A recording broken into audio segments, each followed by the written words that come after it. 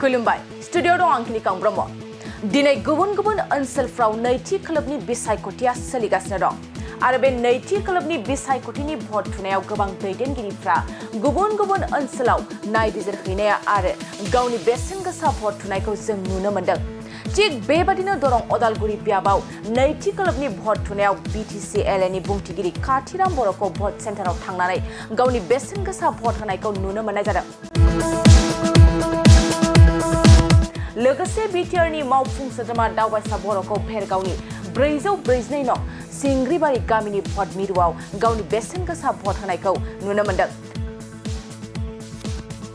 बेनि अनगायैबो बिटिआरनि लेङाइ गाहाय मावफुं सोद्रोमा गबिन्द बसुमतारीखौबो गुमगावनि गुदि फरायसालियाव गावनि बेसेन गोसा भट होनायखौ नुनो मोननाय जादों आरोबाव बिटिआरनि मावफुं सोद्रोमा रनेन्द्र नार्जारीखौबो गरेस्वरनि महरीपारायाव थानाय उत्तर बेटना गोजौ फरायसालिनि पलिं बुथआव नं 115 आव गावनि बेसेन गोसा भट होनायखौ बे समाव नुनो मोननाय जादों आरो बिटिआरनि सीएम प्रमद बर' आरो बिथांनि अनसुलि बिसि फारुल बराली बर'खौबो गावनि बेसेन गोसा भट थुनायखौ बे समाव नुनो मोननाय जादों बेनि अनगायैबो दाब दाब ओनसोलफ्राव गासै रायजो राजाफ्राबो गावनि मोजां मोननाय सुबुंनो गावनि बेसेन गोसा भटखौ होनो थाखाय फुंबिलिनि समनिफ्रायनो भट होग्राफोरनि गोलाव सारि जानायखौ बे समाव नुनो मोननाय जादों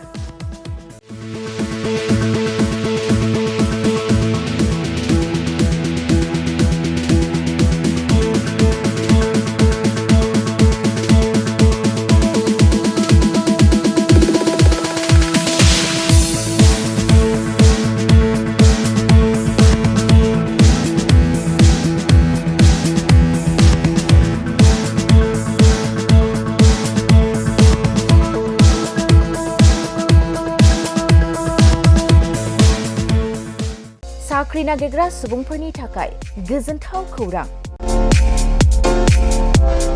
गिबि खेबनि थाखाय आरबि मेथमेटिक्स सेन्टारा बाक्सानि सदर मसलफोराव गासै कम्पिटिटिभ एग्जामनि थाखाय गोदानै कचिं सेन्टार बेखेवनो थांगासिनो दं